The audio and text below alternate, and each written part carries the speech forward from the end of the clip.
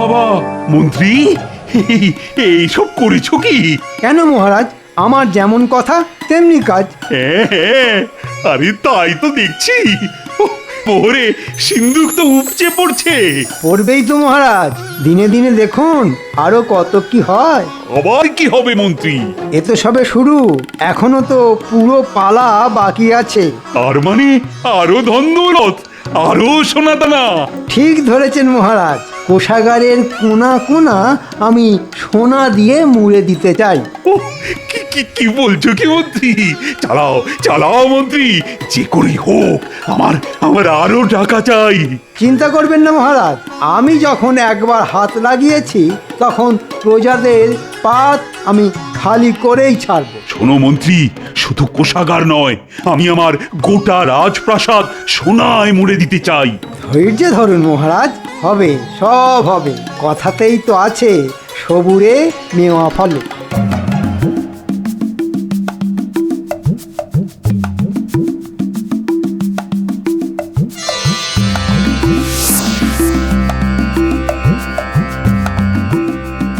আরে বাস, রাজসভার বাইরে তো দেখছি প্রজাদের লম্বা লাইন। তার মানে যারা খাজনা দিতে পারেনি তারা সবাই এসে জড়ো হয়েছে।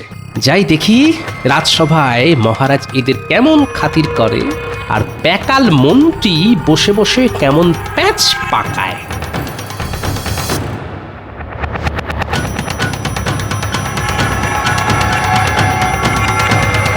আরে সকাল থেকে যে দেখছি প্রজাদের ঢল নেমে গেছে। মহারাজ, আমরা তো সকলেই চাষবাস করে খাই, এখনই খাজনা দেবার পয়সা কোথায় পাবো মহারাজ? ভালো ফসল হলেই আমরা খাজনা ওই কড়াই ঘন্টায় সব শোধ করে দেব। শোনো একবার, জানে একেবারে মামার বাড়ি আবদার। যা সামান্য কিছু জমানো আছে সেটাও যদি দিয়ে দিই তাহলে সংসার পরিবার নিয়ে যাবো কোথায়, আর খাবোই বা কি মহারাজ? না না দা, ওদের অসুবিধের কথাও তো শোনা দরকার। কিন্তু প্রজাদের কথা শুনে মনে হচ্ছে ওরা বেশ কষ্টেই আছে। ও, ওদের কষ্টে যেন আপনার আর চোখে ঘুম আসছে না রাজপণ্ডিত। প্রজারা যেখানে খেতে পাচ্ছে না সেখানে সেখানে ঘুমানোর কথা আসছে কোথা থেকে মন্ত্রী মশাই? মন্ত্রী মশাই তো জানেন, কাজের মধ্যে দুই, খাই আর শুই। আমাদের কথা একটু ভাবুন মহারাজ। যা ভাবার আমার ভাবা হয়ে গেছে। আপনি ঠিক কি ভেবেছেন সেটা তাহলে ওদের বলে দিন মহারাজ। হ্যাঁ হ্যাঁ, বাচ্চা ছেলের মতো বায়না না করে এখন মানে মানে সবাই খাজনা দিয়ে রাজকোষাগার ভরে ফেলো দেখি। কিন্তু এটা তো জোরজার মুলুকতার হয়ে যাচ্ছে মহারাজ। আচ্ছা, তাহলে এবার তুমি আমায় শেখাবে যে কি করে আদর করে খাজনা আদায় করতে হয়, তাই তো? মহারাজ, আপনি পিতা, প্রজারা আপনার সন্তানের মতো। আপনি যদি ওদের কথা না ভাবেন তাহলে ওরা কোথায় যাবে? যেদিকে দু চোখ যায় সেদিকে যাবে। এখানে থাকতে গেলে খাজনা দিয়েই থাকতে হবে। মন্ত্রী ঠিক বলেছে। ভদ্রলোকের এক কথা, গুনে গুনে খাজনা দাও, রাজ্যে থাকার সুযোগ পাও। তাহলে খাজনা দিতে না পারলে বেচারারা সর্বহারা হয়ে যাবে মহারাজ। এই তো এতক্ষণে একেবারে ঠিক বুঝেছ। সবাইকে না একেবারে ভিটে মাটি ছাড়া করো। আর তোমরাও কান খুলে শুনে নাও, তোমরাও যে যেদিকে খুশি চলে যেতে পারো, শুধু আমি থাকবো, আমি আর থাকবে আমার সোনা দানা, হিরে জহরত ভরা কোষাগার। আর আমি থাকবো না মহারাজ, আমি যে আপনার সব সময়ের সঙ্গী মহারাজ। হ্যাঁ হ্যাঁ, আরে তুমি তো থাকবেই, তোমাকে ছাড়া কি আর আমার চলে মন্ত্রী? আপনি মহান মহারাজ। এবার আমার চালে গোপালও মাত হয়ে গেছে, এবার দেখ কেমন লাগে।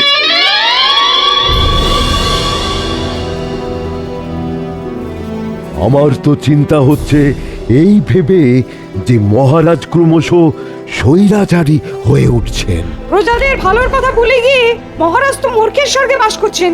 মন্ত্রী মশাই যেমন বোঝাচ্ছেন, মহারাজও তেমনিই বুঝছেন। ওই মন্ত্রী মশাইয়ের পাল্লায় পড়েই তো মহারাজ গোল্লায় গেলেন। মহারাজ লোভের বশে জ্ঞান শূন্য হয়ে সবাইকে রাজ্য থেকে তাড়িয়ে দিতে চাইছেন। প্রজাদের কাছ থেকে ওই জোর করে কেড়ে নিতে আমারও মন চাইছে না। উমা, মহারাজের আবার হলো কি? আমি তো তখন থেকে বসে তাই ভাবছি। তাড়াতে আর কি বাকি রেখেছে সভাকবি? যা বলার তা তো মহারাজ মুখের উপর বলেই দিয়েছেন। পোষালে থাকো, না হলে আসো। প্রজারা প্রজারা দলে দলে রাজ্য ছেড়ে বেরিয়ে যাচ্ছে।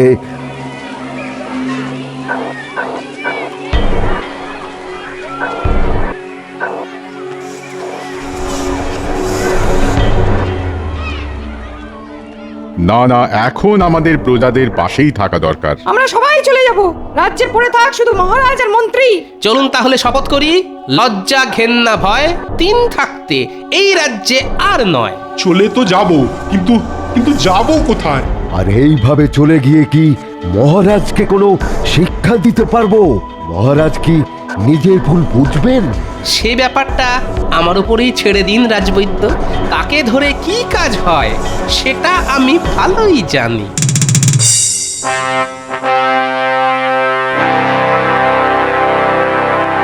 ব্যাপার কি উজির, অনেকদিন হয়ে গেল কিন্তু কৃষ্ণনগরে কোনো খবর নেই। কার খবর নেবেন জাহাপানা? হ্যাঁ, কার খবর নেবেন? কৃষ্ণনগরের প্রজাদের খবর নাকি মহারাজ কৃষ্ণচন্দ্রের খবর? সত্যি কথা যদি শোনো তবে বলি, আমার না গোপালের খবর জানতে ইচ্ছে করছে খুব। সবাইকে ছেড়ে শেষে কিনা গোপাল। ওরে বাবা, গোপালকে দিয়ে শেষ, গোপালকে দিয়ে শুরু, সব কাজে ওই তো নাটের গুরু। সে অবশ্য আপনি ঠিকই বলেছেন। গোপালের বুদ্ধির প্যাঁচে পড়ে আপনি কম নাকানি চোবানি কি খেয়েছেন? হ্যাঁ, কি বললে উজির? আমি তো কত কি বলি জাহাপানা, সব কথা কি আর শুনতে হয়? হ্যাঁ, কারোর কথা শুনুন না শুনুন, আমার একটা আর্জি যে আপনাকে শুনতেই হবে জাহাপনা। আরে আরে আরে, গোপাল যে, এই দেখো দেখো, আমি তো এক্ষুনি তোমার কথাই ভাবছিলাম। শয়তানের কথা ভাবছিলেন, শয়তান এসে হাজির। এ তো আমার পরম সৌভাগ্য। বলো বলো বলো বলো গোপাল, কি তোমার আর্জি? আমি চাই কৃষ্ণনগর রাজ্যটা পুরো কাঁটা তারের বেড়া দিয়ে ঘিরে দিন জাহাপনা। হ্যাঁ, সে কি? এ আবার কি? দিন না জাহাপনা, দেখবেন এতে আপনার লোকসান ক্ষতি কিচ্ছু হবে না। যাই করবেন একটু বুঝে শুনে করবেন জাহাপানা। উজির ঠিক বলেছে। আগে আমার অনেক ষড়যন্ত্রের হাত থেকে কৃষ্ণনগরকে বাঁচিয়েছে গোপাল, কিন্তু আজ কেন উল্টো কথা বলছে? বলছি তার কারণ এখন মহারাজ কৃষ্ণচন্দ্রেরও একটা শিক্ষা পাওয়ার দরকার আছে। তোমার বুদ্ধির জোর আমার খুব ভালো করেই জানা আছে। তাহলে আপনি এটা ভালো করে বুঝতে পারছেন যে আমার আর্জি যদি আপনি মঞ্জুর না করেন তাহলে আপনিও বিপদে পড়লেও পড়তে পারেন।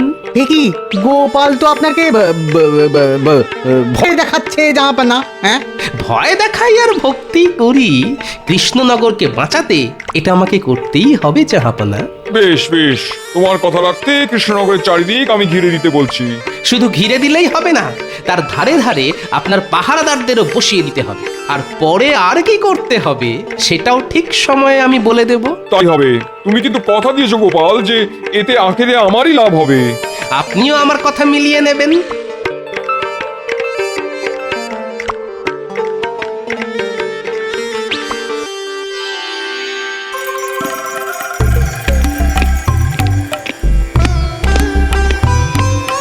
আপনি তো দেখছি বেশ রসেবশেই আছেন মহারাজ।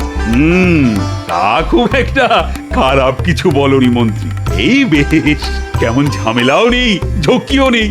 আপনাকে খুশি দেখে আমিও খুব খুশি। তবে এই ফাঁকা সভা দেখে মনটা না কেমন খাঁ খাঁ করছে। এই নিয়ে আপনি কিছু ভাববেন না মহারাজ। ওই দুষ্টু গরুর থেকে শূন্য গোয়াল ঢের ভালো। তা যা বলেছ, খাজনা নেব শুনে সবাই এমন রে রে করে তেড়ে এলো। তবে আমি যখন আছি তখন আপনার কোনো অসুবিধা নেই। সেই জন্যই তো দেখছো না আমি কেমন পায়ের ওপর পা তুলে ফল খাচ্ছি। আর আমিও আপনার মাথাটা খাচ্ছি। ওদিকে আদায়পত্র সব ঠিক মতো হচ্ছে তো মন্ত্রী? না দিয়ে যাবে কোথায় সব? আমি একেবারে কড়া নজর রাখছি। তুমি তাহলে ওদিকটা দেখো, আমি বরং এদিকটা দেখি।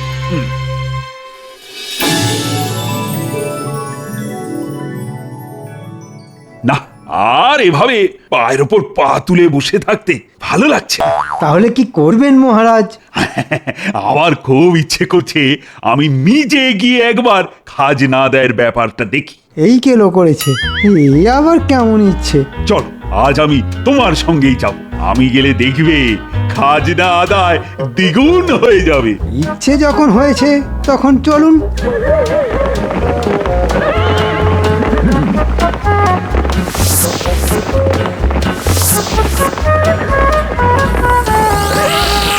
এ কি মন্ত্রী, এ তো দেখছি লোটা কম্বল নিয়ে সবাই বাড়ি ছেড়ে চলে গেছে। হ্যাঁ মানে তাই তো দেখছি মহারাজ। হ্যাঁ, রাজ্যে সব দোকানপাটও তো দেখছি বন্ধ হয়ে গেছে। মনে হচ্ছে দোকানিরা যারা ছিল সবাই চলে গেছে। সর্বনাশ, এইভাবে চললে যে রাজবাড়িতে খাবারের অভাব দেখা দেবে। খাজনা দেওয়ার ভয়ে সবাই সরে পড়েছে মহারাজ। সরে পড়েছে বললেই হলো, হয় সবাইকে ধরে নিয়ে এসো, না হলে বাইরে থেকে খাবার নিয়ে এসো। আরে কিছু একটা করো মন্ত্রী। দেখছি মহারাজ কি করা যায়, কিন্তু কি যে করি। এবার না আবার নতুন কোনো বিপদ হয়। ওহ,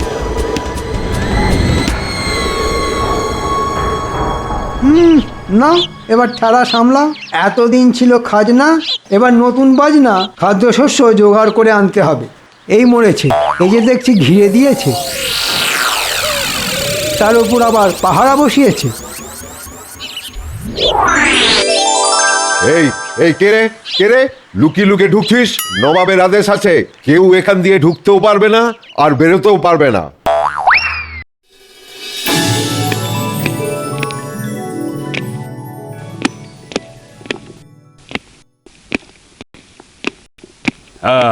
তা খবর কি মন্ত্রী? কি আর বলি মহারাজ, খুব একটা যে সুবিধা করা গেল না। কেন কেন, কি হয়েছেটা কি? নবাব কাঁটা তারের বেড়া দিয়ে গোটা রাজ্যকেই ঘিরে দিয়েছেন। হ্যাঁ, সে কি কি সর্বনাশ! নবাবের আদেশ, কাউকে ঢুকতেও দেওয়া যাবে না, কাউকে বেরোতেও দেওয়া যাবে না। ওফ, এবার তো দেখছি বেশ ভালো রকমই জব্দ হয়ে গেছি। নবাবের ফরমান আছে। ও, তার মানে কপালে আরো দুঃখ আছে।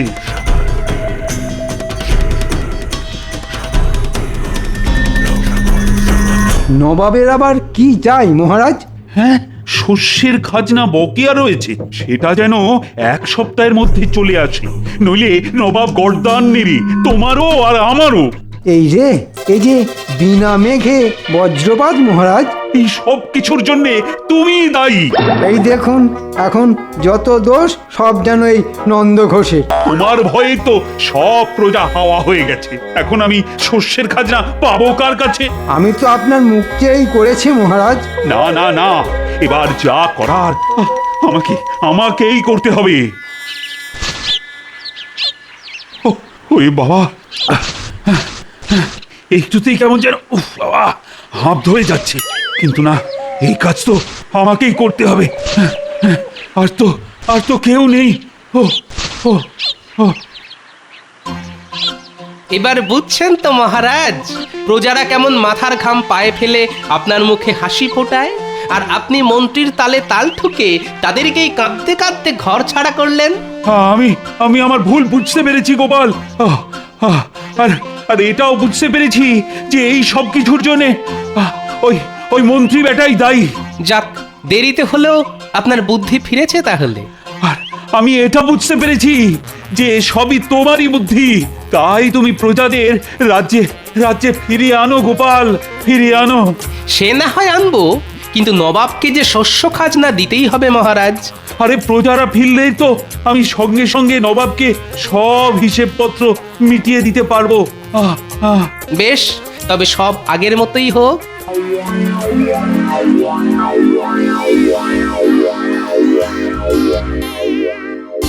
ওরে বাবা, ও আর পারছি না, এবার আমায় ছেড়ে দিন মহারাজ, এবার আমায় ছেড়ে দিন। কেটে কেটে যে পেটে দড়ি পড়ে গেল মহারাজ, এবার আমায় ছেড়ে দিন।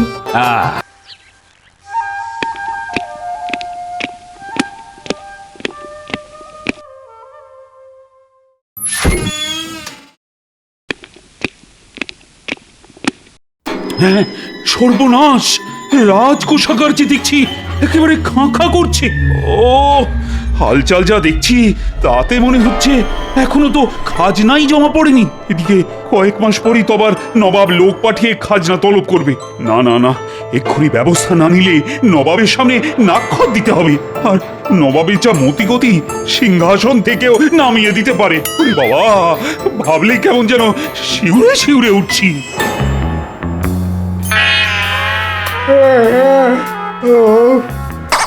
এই আলে বাবা, আর কতক্ষণ এরকম ঘাড় গুঁজে বসে থাকতে হবে? করলেই তো অকাজ করবেন, তার থেকে চুপচাপ বসে আছেন এটাই ভালো হচ্ছে নাকি?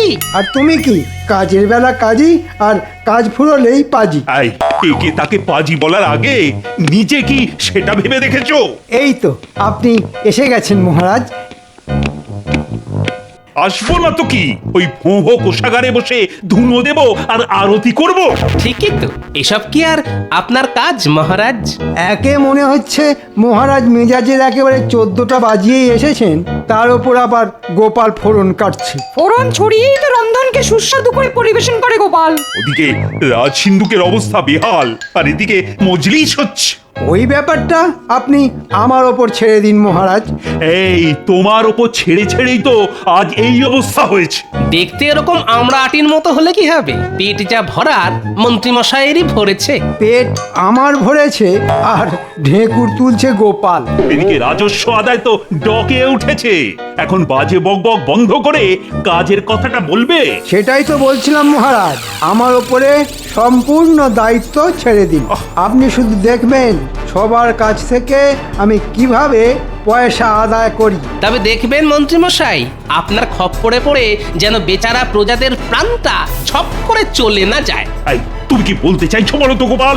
মহারাজ, গ্রামের বেশিরভাগ চাষি সবেমাত্র ধান বুনেছে, তাই তাদের পক্ষে এই মুহূর্তে খাজনা দেওয়া সম্ভব নয় মহারাজ। তবে এটাও জেনে রাখো গোপাল, সোজা আঙুলে ঘি না উঠলে আঙুল মাঝে মাঝে বাঁকাতেও হয়। না না না, মন্ত্রীকে একটা সুযোগ দেওয়া দরকার। চিন্তা করবেন না মহারাজ, আপনাকে বিপদ থেকে আমি করব উদ্ধার। তাহলে যে এবার একটু নড়ে চড়ে বসতে হয়।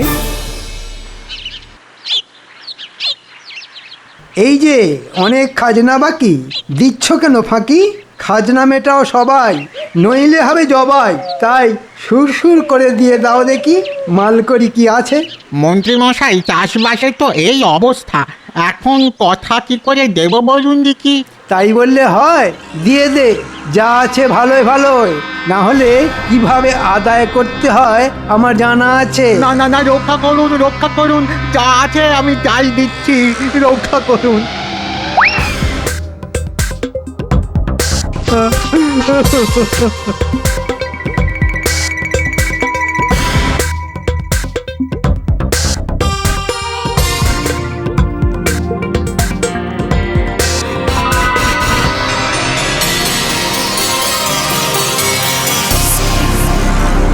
এই যে বেশ তো রসে বসে আছো, ওদিকে মহারাজের খাজনা ভরার কি হবে?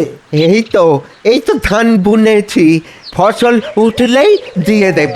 হ্যাঁ, এটা কি মগের মুল্লুক পেয়েছো যে যা খুশি করবে? না না, আমি থাকতে ওসব চলবে না। আমি কথা দিচ্ছি মন্ত্রী মশাই, আমি কথা দিচ্ছি। কথা নয়, টাকা দাও। আরে হাঁ করে দেখছিস কি? যা ঘরে ঢুকে কেড়ে নে।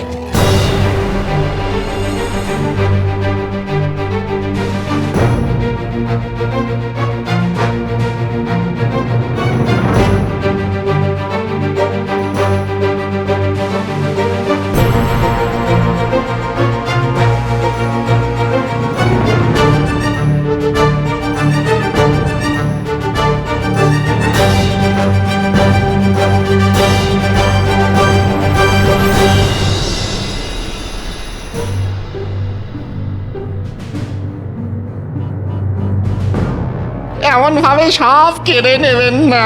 যা, তবে মহারাজের সাথে দেখা কর গিয়ে। বাঁচালে বাঁচাবে, মারলে মারবে, তবে হালকার ওপর ভারী করে। আজ বেশ ভালোই আমদানি হয়েছে।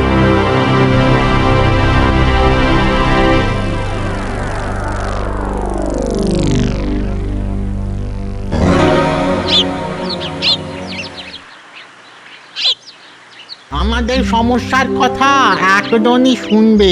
ঠিক বলেছিস, এখন আমাদের ওই গোপাল দাদাই ভরসা। আমরা সবাই মিলে বললে গোপাল দাদা নিশ্চয়ই কিছু একটা উপায় বার করে দেবে। ওই তো গোপাল দাদা, চল চল চল, সব ভালো করে গিয়ে ওকে ধরি।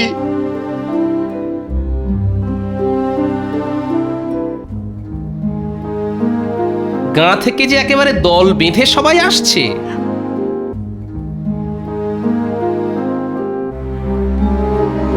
ব্যাপার খুবই গুরুতর গোপাল দাদা। মন্ত্রী মশাই জোর করে আমাদের যা আছে সব কেড়ে নিয়েছে। টাকা পয়সা গয়না ঘাটি এমনকি ওই জমির দলিলও ছাড়ছেন না। ঠিক যা ভেবেছিলাম তাই, বেচারা প্রজাদের জবাই করে মন্ত্রী বেটা কামাই করতে শুরু করেছে। আর যাদের কিছুই দেওয়ার মুরত নেই তাদের মহারাজের কাছে গিয়ে দরবার করতে বলেছেন।